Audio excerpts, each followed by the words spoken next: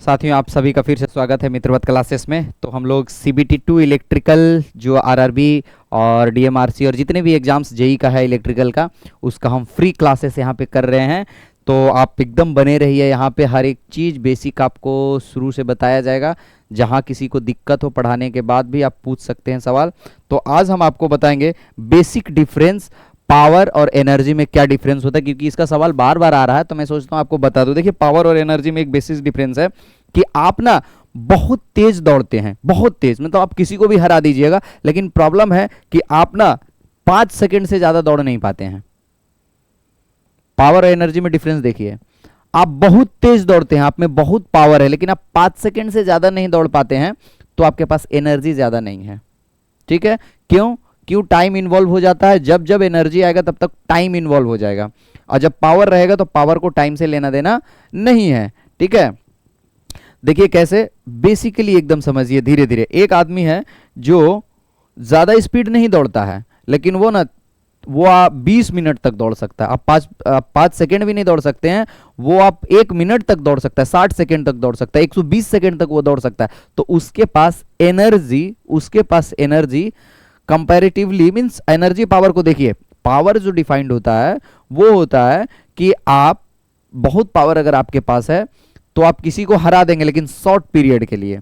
अगर आपके पास पावर ज्यादा है तो आप स्पीड दौड़ेंगे, लेकिन आपके पास एनर्जी है तो आप बहुत देर तक दौड़ेंगे। बस यही अंतर है। देखिए क्यों, मैं आप लोग को बताया था, power is rate of doing work, work done per unit time is called power. ठीक है, और वर्क को ही हम लोग एनर्जी भी बोलते हैं। तो एनर्जी अपॉन टाइम भी हम लिख सकते हैं। तो क्या हो गया, power equals to energy upon time. Energy क्या हो गया, पावर इनटू टाइम। तो एनर्जी यही बोलता है कि आपके पास पावर कितना भी रहे, टाइम अब नहीं अगर आप खींच पाइएगा तो फिर वो एनर्जी बहुत ज़्यादा नहीं रह पाएगा। समझ रहे हैं? आपके पास पावर मीन्स आपके पास पावर बहुत है, लेकिन आप 5 ही सेकंड तक दौड़ पाते हैं। एक है जिसके पास पावर कम है पर वो 2 घंटा तक लगातार दौड़ सकता है। ठीक है, तो एनर्जी और पावर में समझ गए, टाइम का बस डिफरेंस होता है। टाइम अगर आप ज्यादा देर तक खींच पा रहे हैं, ठीक है, तो आपके पास ज्यादा एनर्जी है। ठीक है, और अगर टाइम आप बहुत ज्यादा तक नहीं खींच पा रहे हैं, बहुत स्पीड आप दौड़े पर एकदम 1 ही मिली सेकंड तक दौड़ पाए, 1 मिली सेकंड से ज्यादा आप दौड़ ही नहीं पाए, या एक ही सेकंड तक दौड़ पाए, आधा सेकंड तक ही। पर एक बंदा है कि जो थोड़ा कम ही से स्टार्ट किया पर बहुत देर तक 2 घंटा तक वो कंटिन्यू चलेगा, तो उसके अंदर एनर्जी बहुत ज्यादा, मीन्स आप समझ लीजिए डिफरेंस। अब आइए इस क्वेश्चन पे, मैं क्यों बता रहा था, इस क्वेश्चन में क्या लिखा, an electric bulb of rating 40 watt 220 volt is used for 10 hours daily for 10 days, the energy consumed। तो हमको तो पहले एनर्जी के लिए टाइम निकालना पड़ेगा। तो देखिए नहीं बोल रहा है 10 घंटा 10 दिन के लिए, 10 घंटा 10 दिन जला रहा है, तो हम डायरेक्टली तो दिन हटा दीजिए, डायरेक्ट 100 घंटा ले लीजिए, हो गया ना, टाइम निकल गया। 100 घंटा के लिए जलाएं कितना, 40 वाट के बल्ब को। तो कोई नहीं, सिंपल यहाँ पे आप आ जाइए, हो गया। हम कितना एनर्जी हमने कंज्यूम किया, देखिए ध्यान से, energy is equals to power आपका दिया हुआ 40 वाट इनटू टाइम 100 घंटा, 10 करके जलाया 10 दिन, तो 100 घंटा टोटल। तो कितना हुआ, 4000 वाट इनटू आवर्स। ठीक है, अब अगर 1000 ग्राम को 1 किलोग्राम बोलते हैं, तो 1000 वाट को 1 किलोवाट बोलने में क्या दिक्कत है, तो 4000 वाट को 4 किलोवाट हम बोल सकते हैं, और इधर आवर्स है तो आवर्स लिख दिए। ठीक है, 4 किलोवाट आवर्स। इलेक्ट्रिकल में आप पढ़िएगा आगे, 1 किलोवाट आवर्स को ही हम 1 यूनिट पावर बोलते हैं। ठीक है, तो आपका ये हो गया 4 किलोवाट आवर, मीन्स 4 यूनिट का बिजली ये यूज करेगा इतना देर में। ठीक है,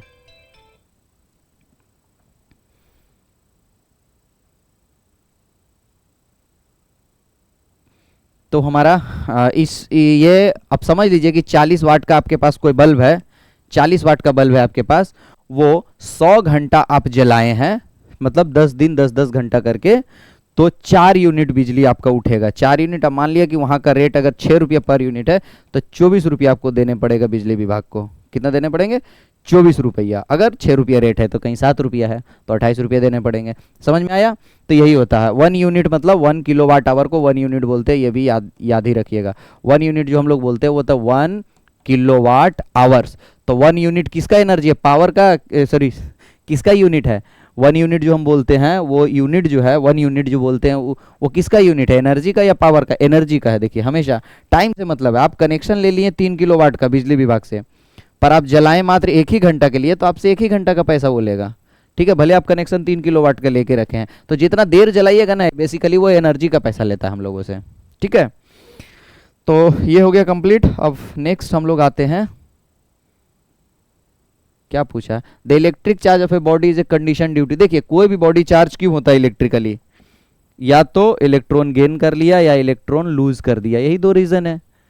क्यों? क्योंकि बाकी जो है न्यूट्रॉन जो है वो तो चार्जलेस है न्यूट्रॉन, और प्रोटॉन जो है वो फर्स्ट क्लास न्यूक्लियस में ज़बरदस्त पकड़ा हुआ, वो तो खैर आप निकाल ही नहीं सकते हैं, उसके लिए बहुत ज़्यादा एनर्जी चाहिए।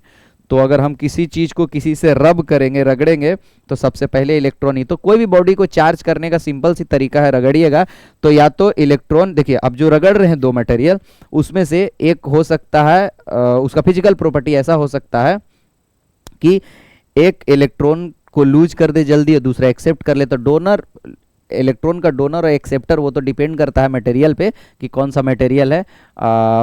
तो मतलब बेसिकली अगर दो चीज़ को हम रगड़ रहे हैं तो इलेक्ट्रॉन इससे इस पे जाएगा या इससे इस पे जाएगा, वो डिपेंड करता है दोनों के फिजिकल केमिकल प्रॉपर्टी पे। ठीक है, बहुत सारा ऐसा हम लोग पढ़े होंगे, ग्लास को सिल्क से रब कर दीजिए तो ये चार्ज हो जाएगा, एक पेन को ऐसे आप ऐसे माथा से रगड़ के ऐसे पेपर पे लाइए तो वो उसको खींच लेगा। तो डिपेंड करता है मटेरियल पे। पर जो चार्ज हम कर रहे हैं, हम सवाल मेरा वो नहीं पूछा, सवाल ये पूछा है कि कोई भी बॉडी जो चार्ज हो रहा है उसमें होता क्या बेसिकली? तो होता यही है, या तो एक इलेक्ट्रॉन उधर से उधर चले जाए, एक इलेक्ट्रॉन इससे इस पे चले जाए, इस पे, तो ये हो जाएगा आपका निगेटिवली चार्ज और ये हो जाएगा आपका पॉजिटिवली चार्ज। ठीक है, तो वही है आपका deficiency of electron. Electric charge of body is condition due to the deficiency और एक्सेस ऑफ इलेक्ट्रॉन। या तो डिफिशियंसी हो गया या एक्सेस ऑफ इलेक्ट्रॉन हो गया। डिफिशियंसी का मतलब यहाँ से निकल गया तब भी ये बॉडी पॉजिटिवली चार्ज हो गया, और यहाँ आ गया एक्सेस ऑफ इलेक्ट्रॉन तब भी ये बॉडी निगेटिवली चार्ज हो गया। चार्ज दोनों कंडीशन में हुआ, चाहे पॉजिटिवली चार्ज हुआ या निगेटिवली चार्ज। तो या तो डिफिशियंसी ऑफ इलेक्ट्रॉन हो या एक्सेस ऑफ इलेक्ट्रॉन हो, दोनों में चार्ज माना जाएगा कि चार्ज हो गया। वही आंसर है। ठीक है आपका। अब आपका नेक्स्ट आइए, इसमें भी अगर किसी को और कोई अंदर तक जानना है तो आप मुझे पूछिएगा कमेंट में, मैं बता दूंगा। नेक्स्ट है आपका 1 वोल्ट जो है वो, देखिए बहुत अच्छा, ये हम बताए भी थे उस समय। 1 वोल्ट जो है वो जूल पर कूलॉम, वाट पर ओम, कैसे इसको हम लोग क्वेश्चन करेंगे एग्जाम में। ठीक है, तो देखिए आप पढ़े होंगे वर्क डन इन इलेक्ट्रिकल कैसे डिफाइंड है? Work done is nothing but energy spend. Work done होता है एनर्जी, वोल्टेज को मैं आपको पहले बता देता हूँ, एकदम क्लियरली समझ में आ जाएगा। वोल्टेज जो इलेक्ट्रिकल पोटेंशियल या वोल्टेज है, इलेक्ट्रिकल पोटेंशियल या वोल्टेज, ये समझिए, ये आपका थ्योरी का पार्ट है, इसको मैं अच्छा से समझा देता हूँ ताकि सारा क्वेश्चन फिर आगे बन जाए। इलेक्ट्रिकल पोटेंशियल या वोल्टेज जो है वो कैसे डिफाइंड है वो अभी हम लोग कर रहे हैं। ठीक है, तो देखिए सबसे पहले इलेक्ट्रिकल पोटेंशियल और वोल्टेज जो है ये एनर्जी है। आप पढ़े भी होंगे कि जो किरचॉफ्स वोल्टेज लॉ है वो किसको फॉलो करता है? कंजर्वेशन ऑफ एनर्जी को। बेसिकली जो हम किरचॉफ्स वोल्टेज लॉ में टोटल एक लूप का सम जो जीरो करते हैं, वोल्टेज का सम जीरो करते हैं, वो कुछ नहीं है, वो एनर्जी कंजर्वेशन है। तो एनर्जी कंजर्वेशन है अगर टोटल वोल्टेज का सम, मतलब वोल्टेज एक एनर्जी है। अब कैसे एनर्जी है? क्योंकि वोल्टेज डिफाइंड ही है electrical potential, it is the energy required, सुनिएगा ध्यान से, वोल्टेज जो होता है या potential, it is the energy required to bring a charge from one point to another point. अब देखिए एक यहां पर पहले से चार्ज रखा हुआ है प्लस Q कूलॉम का, और यहां से एक Q1 कूलॉम का हम चार्ज जो है यहां तक ला रहे हैं। तो अब ला रहे हैं तो ध्यान से देखिएगा, ये इसको अगर दोनों प्लस चार्ज है, ये Q1 मान लीजिए, ये प्लस चार्ज है, ये भी प्लस चार्ज है, तो ये इसको अपोज करेगा कि नहीं? बिल्कुल अपोज करेगा। बोलेगा नहीं नहीं आप उधर जाइए, बोलेगा नहीं हमको इधर आना है। तो आप इधर लाइएगा तो आपको एक एनर्जी लगाना पड़ेगा, आपके बॉडी से लगाना पड़ेगा ताकत।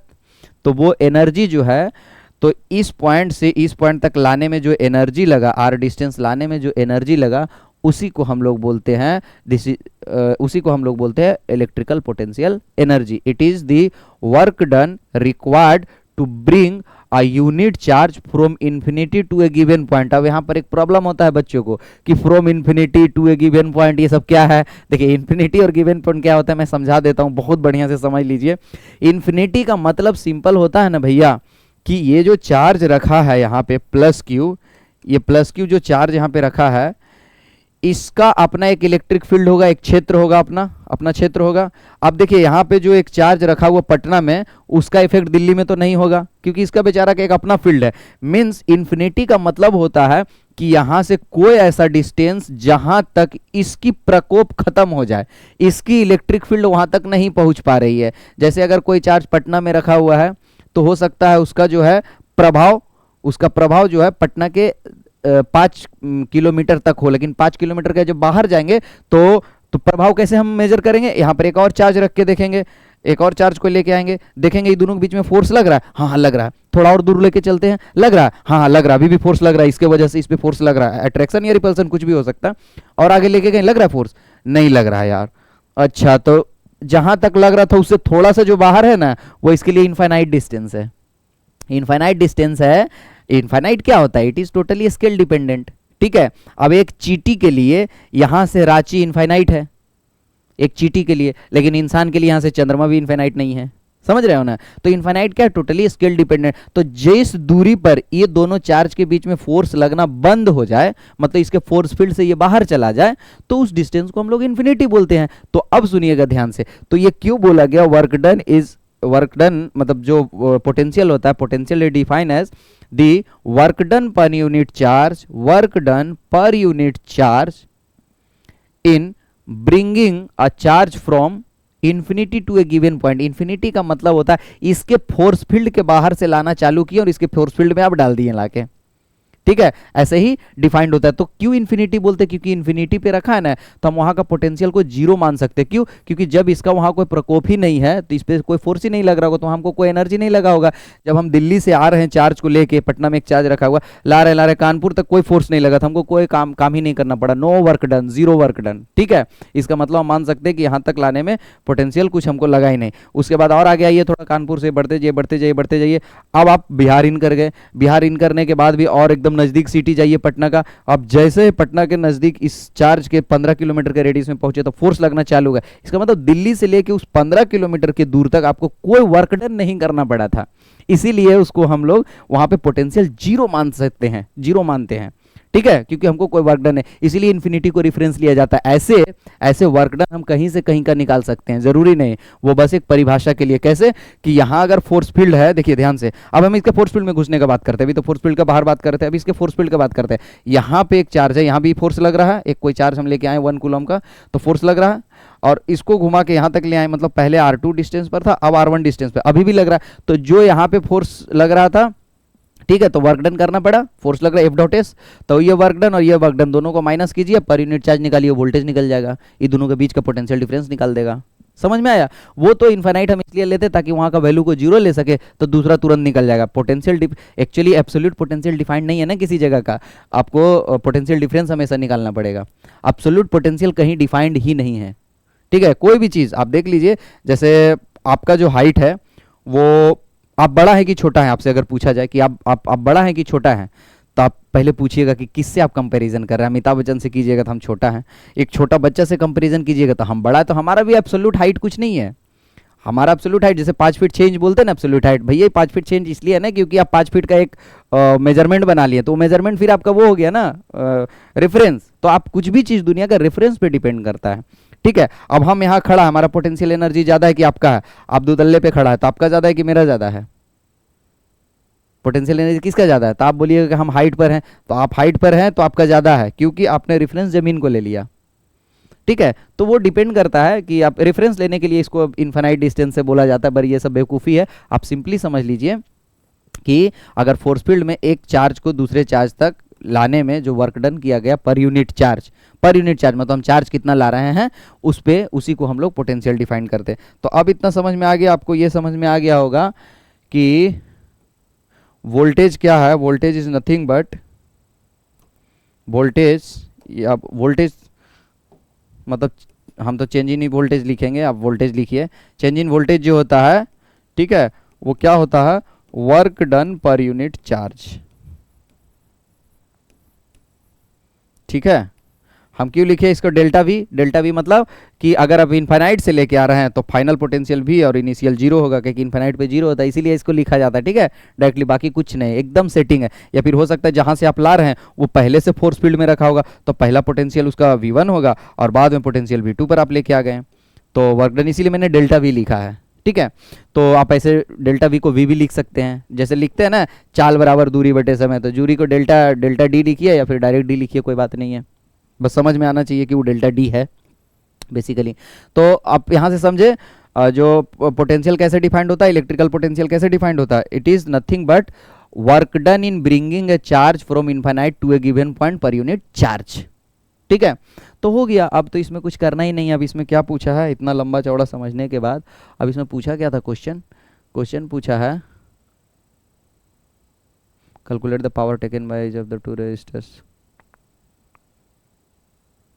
क्वेश्चन कहाँ था आपका, वेयर इज द क्वेश्चन? हाँ हाँ, क्वेश्चन ये था 1 वोल्ट जो है वो किसके बराबर होगा। तो अब देखिए ध्यान से कि वोल्टेज तो डिफाइंड ही, वर्क डन का क्या होता है, work done is nothing but energy, तो एनर्जी का क्या होता है जूल, एनर्जी का क्या होता है आपका जूल, और चार्ज का क्या होता है कूलम। तो जूल पर कूलम जो है उसको हम इलेक्ट्रिकल पोटेंशियल का यूनिट बोलेंगे। जूल पर कूलम को ऑप्शन है क्या, जूल पर कूलम, जूल पर कूलम। ठीक है, आपका ए आंसर होगा।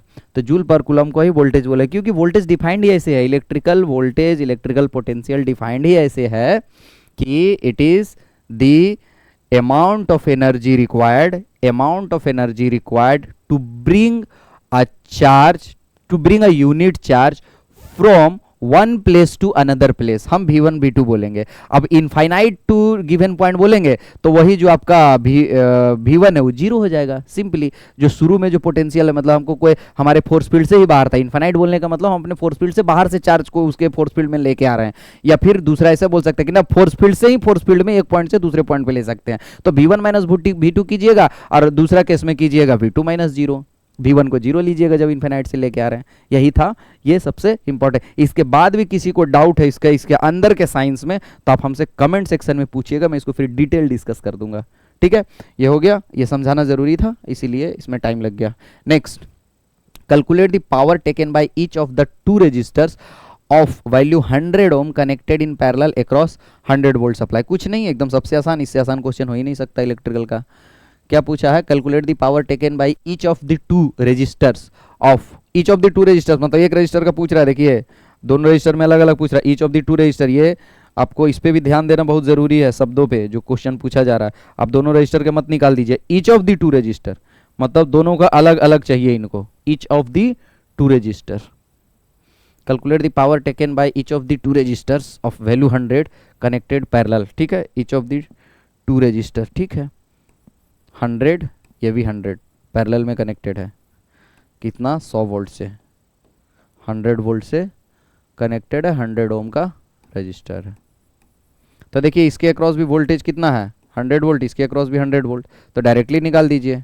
सिर्फ एक का पूछा है, दोनों का नहीं, तो क्या होगा V square upon R. V square कितना है 100 into 100, V square upon R, R कितना है 100। यही होता है ना power equals to V square upon R. लेकिन ये वोल्टेज है उस रजिस्टर के अक्रॉस वोल्टेज, ई रजिस्टर के अक्रॉस वोल्टेज जो है 100।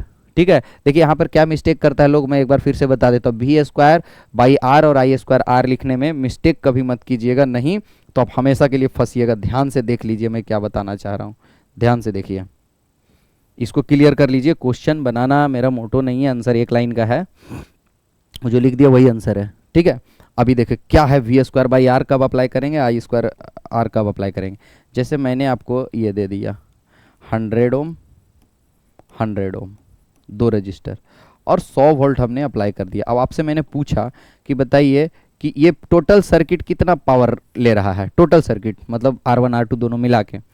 तो आप कहिएगा sir V square by R लिख देते हैं ना, वी स्क्वायर, ठीक है वी स्क्वायर, नहीं सॉरी टोटल नहीं, हम सिर्फ 100 का पूछ रहे हैं, अभी छोड़िए, हम सिर्फ 100, इसमें कितना पावर लेता है। अच्छा वोल्टेज तो पता ही हमको 100 वोल्ट, तो वी स्क्वायर कर देंगे और अपॉन आर कर देंगे, आर रजिस्टर है 100, ये गलत हो जाएगा आंसर। अब बोलिए क्या है, इसलिए क्योंकि भैया ये जो 100 वोल्ट है ना वो इसके अक्रॉस नहीं है, वो ये दोनों के अक्रॉस है, ये वोल्टेज दोनों में डिवाइड होगा V1 प्लस V2। तो इस V स्क्वायर बाई आर लगाने के लिए जिस रेजिस्टेंस का आप निकाल रहे हैं पावर उसके अक्रॉस वोल्टेज पता होना चाहिए। तो देखिए 100 वोल्ट इसके अक्रॉस है, नहीं ये दोनों के कॉम्बिनेशन के अक्रॉस 100 वोल्ट है भाई। आप निकालेंगे तो 50-50 डिवाइड होगा, क्योंकि सेम रजिस्टर है 100 तो 50-50 डिवाइड हो जाएगा वोल्टेज। तो 50 इंटू 50/100। तो इससे बेहतर है कि आप जब कभी भी उस पार्टिकुलर रजिस्टर के अक्रॉस वोल्टेज नहीं पता है, उस पार्टिकुलर वोल्टेज के अक्रॉस नहीं पता है, तब कभी भी V स्क्वायर बाई आर आप नहीं लगाइए। इससे बढ़िया आई लगा लीजिए, इसके थ्रू आई आप निकाल सकते हैं। आई कैसे निकलेगा, 100 और डिवाइडेड बाई 200, तो कितना हुआ 1/2 एम्पियर का करंट जा रहा है। तो 1/2 एम्पियर का करंट इसमें पहले फ्लो करवा लीजिए। अब लगा लीजिए ये 1/2 इस रजिस्टर में जा रहा है, एग्जैक्टली इस रजिस्टर में, तो आई स्क्वायर इंटू आर लगा लीजिए। ये गलती कभी मत कीजिएगा एग्जाम में। अच्छा इसी में आप पैरेलल में देख लीजिए, पैरेलल में कभी ये गलती मत कीजिएगा आई स्क्वायर आर वाला। जैसे ये एक रजिस्टर है, ये एक रजिस्टर है, 100 ओम 100 ओम, ठीक है, और यहाँ पे से एक करंट जा रहा है। ये वोल्टेज हमको नहीं पता है, वोल्टेज पता नहीं, डायरेक्ट करंट दे दिया ये 4 एम्पियर का, बोला 4 एम्पियर का करंट जा रहा है। तो बताइए इस रजिस्टर में कितना पावर जा रहा है, इस रजिस्टर में। तो आप बोलिएगा अच्छा आई स्क्वायर इंटू आर कर देंगे, गलत। ये जो करंट आई है इसमें थोड़ी जा रहा है, यहाँ जा रहा है। अभी ये करंट दो भाग में बटेगा, तो आई स्क्वायर आर लगाने के लिए जिस रजिस्टर में पूछ रहा है उसके उसमें कितना करंट जा रहा है वो पता करना पड़ेगा हमको। तो यहाँ से आप जब डिवीजन रूल लगाइएगा तो 2 एम्पियर आएगा, तो आई स्क्वायर इंटू आर, ये होगा इसका सही answer. I square 2 into R, sorry R 100 है, ठीक है, ये होगा। तो कभी भी V स्क्वायर बाई आर और आई स्क्वायर आर कैसे लगाना है समझ में आ गया। V स्क्वायर बाई आर उसी समय करना है जब उस आर के अक्रॉस पावर पूछा जाए जिस आर के अक्रॉस एग्जैक्ट वोल्टेज आपको पता है, ठीक है। और आई स्क्वायर आर भी तभी करना है जब जो आर आप लिख रहे हैं उस आर में कितना करंट जा रहा है वो पता होना चाहिए आपको, ये ध्यान रहे, ये गलती कभी मत कीजिएगा, ठीक है। तो यहां तक हो गया। इसमें और किसी को डीप जानना हो तो आप मुझसे पूछ सकते हैं। The value of electron density of A copper, ये तो याद करने का चीज़ है, कॉपर का इलेक्ट्रॉन डेंसिटी कितना होता है। इस टाइप का 1-2 क्वेश्चन आता है, आप याद कर सकते हैं, बहुत इंपॉर्टेंट नहीं है। नेक्स्ट आते हैं नेक्स्ट क्वेश्चन पे। न्यूमेरिकल बहुत इंपॉर्टेंट है, न्यूमेरिकल आपको जानना बहुत ज़रूरी है। The angular velocity of sinusoidal, देखिए ये पूछा angular velocity of sinusoidal voltage, तो ओमेगा इक्वल्स टू 2πf होता है, पर एक ट्रिक बता देते हैं कैसे याद रखना है। वेलोसिटी है ना, तो वेलोसिटी क्या होता है, total distance upon time, total distance upon time. और ये एंगुलर पूछ रहा है तो मतलब गोल वाला लेंगे हम, सर्कुलर। एंगुलर पूछ रहा है ना, अब पूछ रहा है वेलोसिटी क्या होता है हमारा, वेलोसिटी होता है total displacement, total displacement, net displacement divided by, net displacement divided by आपका टाइम। तो इसी तरह से इसमें दे दीजिए। और इसको हम लोग क्या बोलते हैं, ये है नॉर्मल वेलोसिटी है हमारा, लीनियर, और एंगुलर वेलोसिटी को ओमेगा लिखते हैं, ओमेगा इक्वल्स टू, ठीक है। अब ये टोटल डिस्टेंस यहाँ से यहाँ चलेगा तो कितना दूरी लेके जाएगा,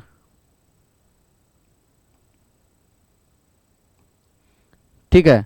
आपका टोटल एंगल कितना हो गया आपका 2π, तो 2π एंगल घूमेगा बाई टाइम, ठीक है ना।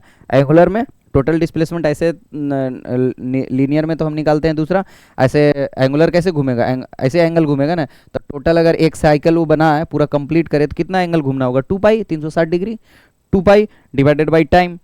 तो टाइम 1/टाइम को फ्रीक्वेंसी लिख सकते हैं, 1/टाइम को ही तो फ्रीक्वेंसी। ये आपका एक ट्रिक है, ये ट्रिक है याद करने का, ओमेगा इक्वल्स टू 2πf, याद कीजिएगा, इसी तरह से याद रखिएगा कि हमारा angular velocity total displacement upon time होता है। और अगर मतलब वेलोसिटी और एंगुलर वेलोसिटी को हम ओमेगा से दर्शाते हैं, ओमेगा लिख दिए, और पूरा एंगल घूमने के लिए 2π घूमना होगा बटे टाइम, टाइम को 1/फ्रीक्वेंसी लिख सकते हैं, टाइम इन 1/फ्रीक्वेंसी होता है, या फ्रीक्वेंसी को 1/टाइम होता है, ठीक है। तो ये एक तरीका है याद करने का, एक ट्रिक है, आप याद कर लीजिए इसको।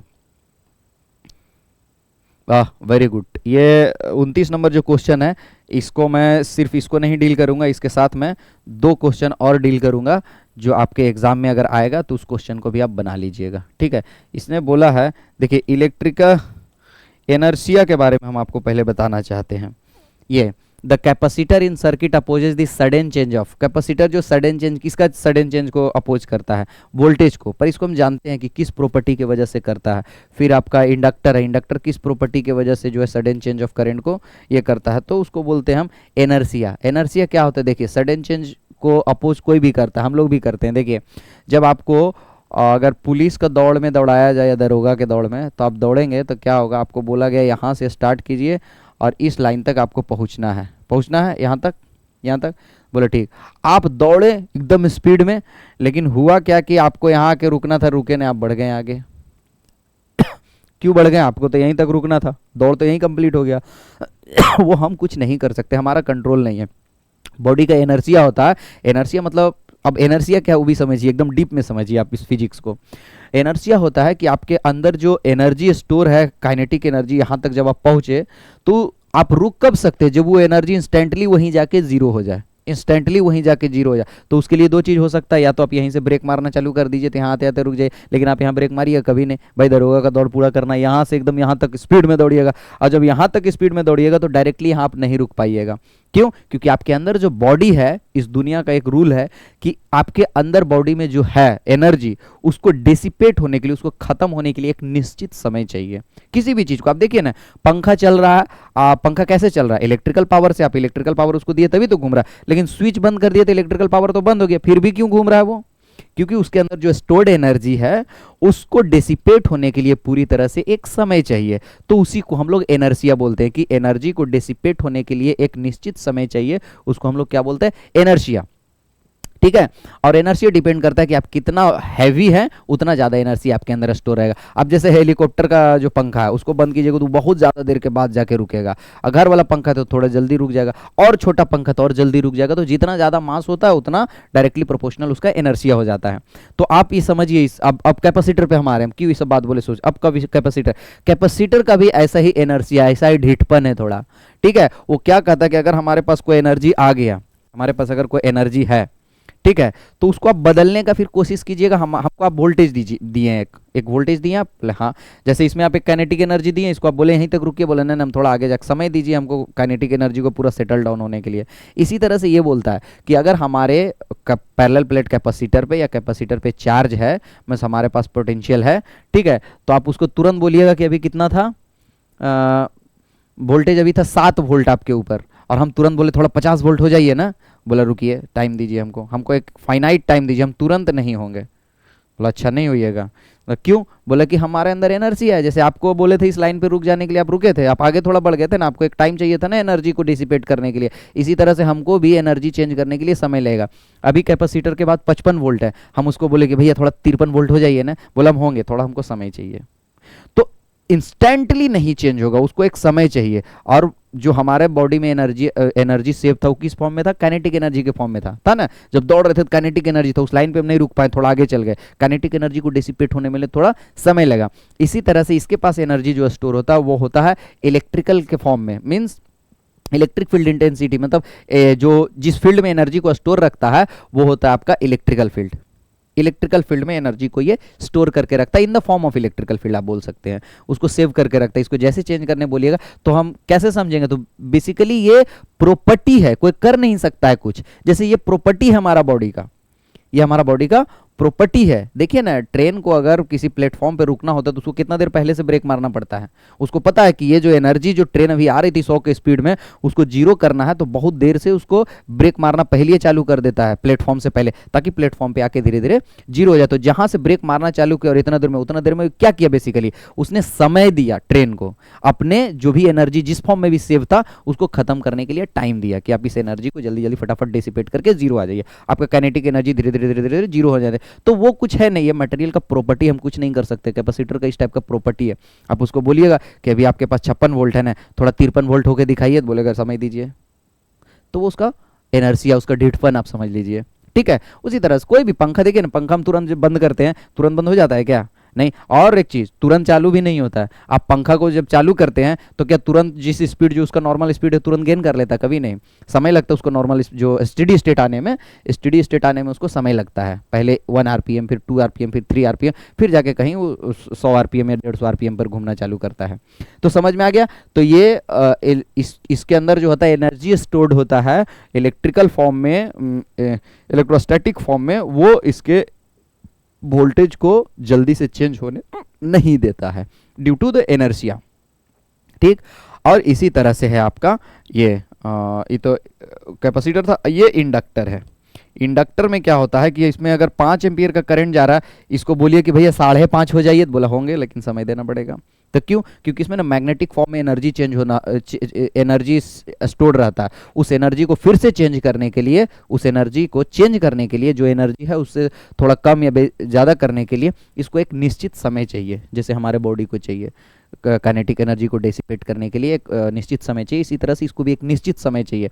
तो ये सडन चेंज ऑफ करंट को अलाउ नहीं करता है, चेंज अलाउ करता है समय के साथ, सडन नहीं। सडन देखो क्वेश्चन में एक चीज देखिएगा, सडन लिखेगा, सडन, अचानक नहीं चेंज होगा। कहाँ, हमारा भी तो एनर्जी चेंज हुआ ना भैया, आगे जाके जब दरोगा का दौड़ पूरा हो गया इसके बाद आगे जाके तो चेंज हुए हम, हमारा काइनेटिक एनर्जी तो चेंज हुआ, जीरो तो हुआ ही, लेकिन सडन नहीं हुआ, अचानक एकदम यही बोलिएगा। तो सडन चेंज को रोकता है। एकदम इंस्टेंटेनियस बोलिएगा कि अभी 53 था, अभी तुरंत 53.6 हो जाइए, बोलेगा होंगे हम, लेकिन समय देना पड़ेगा आपको।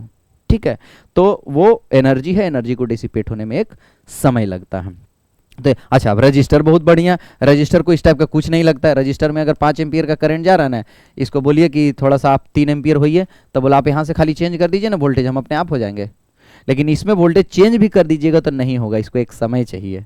ठीक है, यहाँ अगर 5 वोल्ट है, इसको हम अभी 3 वोल्ट कर दे तो तुरंत 3 एम्पियर का करंट आने लगेगा, अगर यहाँ 1 ओम का रजिस्टर है। ठीक है, तो रेजिस्टेंस में कोई एनर्जिया नहीं है, तो जिसमें एनर्जिया नहीं है तो नहीं है। तो ये प्रॉपर्टी है किसी मटेरियल का ही, हम लोग इसमें कुछ नहीं कर सकते। डीठपन कोई किसी का चेंज नहीं कर सकता। ठीक, तो ये समझ में आ गया। तो कैपेसिटर जो है वो इलेक्ट्रिकल फॉर्म में एनर्जी स्टोर रखता है और उसको इंस्टेंटेनियस चेंज ऑफ वोल्टेज को अपोज करता, बोलता है रुकिए चेंज होंगे हम, समय देना पड़ेगा आपको। ठीक है, तो यही है। और इम्पल्सिव सब आपको पढ़ना नहीं है, गेट में हम लोग का था, उस इम्पल्सिव में चेंज होता है, इंस्टेंटेनियस भी कैपेसिटर में हम चेंज कर सकते हैं, लेकिन इम्पल्सिव होना चाहिए उधर से जो इनपुट सोर्स है, पर वो सब आप लोग को पढ़ना ही नहीं है।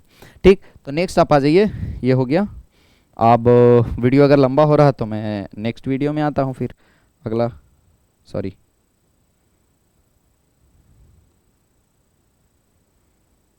देख लीजिए, ये एसआई यूनिट ऑफ रेजिस्टिविटी पूछा है। पहला, what is the unit of electric current, electric current का यूनिट पूछ रहा है। ये देखिए बेवकूफ़ी है ना, एम्पियर होगा। ये बहुत आसान सवाल है, आरआरबी जेईई 2019 में पूछा शिफ्ट 1 में। ठीक है, तो इस टाइप का क्वेश्चन छोड़िएगा नहीं, आसान है इसका मतलब ऐसा नहीं है कि छोड़ देना है। दूसरा, what is the SI unit of resistivity, important, very important, R equals to rho L upon area, R equals to rho L upon area. Resistivity का यूनिट पूछ रहा है, तो इसका यूनिट आपको पता है ओम, रजिस्टिविटी का निकालना है, इसका यूनिट आपको पता है लेंथ का मीटर और एरिया का मीटर स्क्वायर। तब मीटर से मीटर कटा तो ओम का रो का बच गया ओम इंटू मीटर, तो ओम मीटर जो है, ओम इंटू मीटर, ओम मीटर जो होगा वो रजिस्टिविटी का यूनिट होगा। आंसर कहाँ है, ohm metre, ohm metre, A option इसका सही होगा। ठीक है, समझ में आ गया? कुछ है इसमें? कुछ भी नहीं। R equals to rho L upon area, ये कैसे आता है अगर किसी को जानना है तो बताइएगा, मैं थी ओम्स लॉ को डेराइव कर दूंगा, तुरंत आ जाएगा। ठीक है, अब रेजिस्टेंस का ओम पता है, इसका हमको निकालना है, तो इसको ऐसे ही रहने दीजिए। लेंथ का होता है मीटर और एरिया का मीटर स्क्वायर, मीटर से मीटर कटा तो रो का वैल्यू आ गया ohm into metre, ohm into metre. ठीक है, नेक्स्ट क्वेश्चन क्या है, which of the following expression gives the Joule's law of heating by I square R. देखो heating, Joule's law of heating, तो हीटिंग क्या है, एनर्जी है, हीट एक एनर्जी है ना, तो जब एनर्जी का बात आएगा तो टाइम इन्वॉल्व होगा, बताए थे आप लोग को। ठीक है, ये वीडियो थोड़ा लंबा हो रहा है, अब नेक्स्ट वीडियो में हम आते हैं। ठीक है, बाय बाय।